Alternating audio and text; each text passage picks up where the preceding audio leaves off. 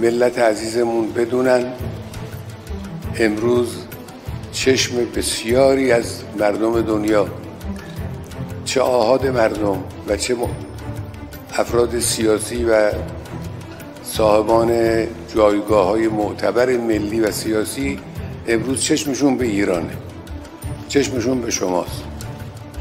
به این توجه کنید، دوستان رو خوشحال کنید و بدخواهان رو ناامید کنید.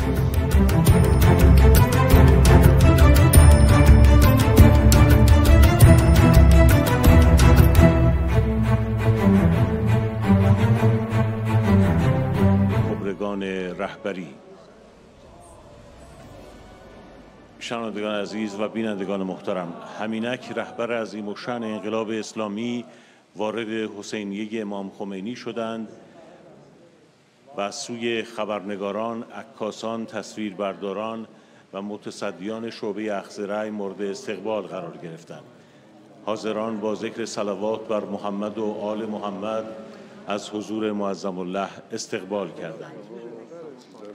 آنچنان که شما نیز در تصویر ملاحظه می‌کنید، رهبر عظیم الشأن انقلاب اسلامی با انجام تشریفات معمول و متداول تنظیم اوراق انتخاباتی و دریافت تعرفه آماده می‌شوند تا آرای خود را به 2 صندوق مجلس خبرگان رهبری و شورای اسلامی بسپارند. شنوندگان عزیز، بینندگان گرامی، ما با شما از حسینیه ساده و بی تکلف امام خمینی صحبت می‌کنیم. اینجا هستیم تا ما نیز با وساطت رسانه‌های گروهی اسباب حضور شما را در حسینیه امام خمینی و محضر شریف رهبر عظیم الشأن انقلاب اسلامی فراهم بیاوریم.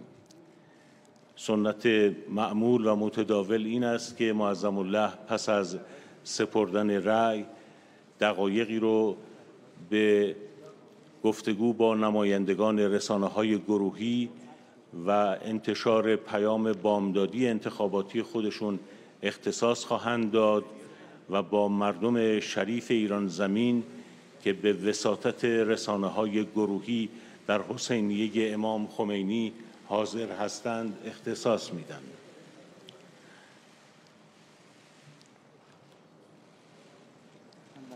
ما هم همچون شما لحظه شماری می‌کنیم برای حضور رهبر عظیم الشأن انقلاب اسلامی که با ذکر صلوات بر محمد و آل محمد آرای خودشون رو به صندوق اخذ رأی می‌سپارند. به برکت صلوات بر محمد و آل محمد.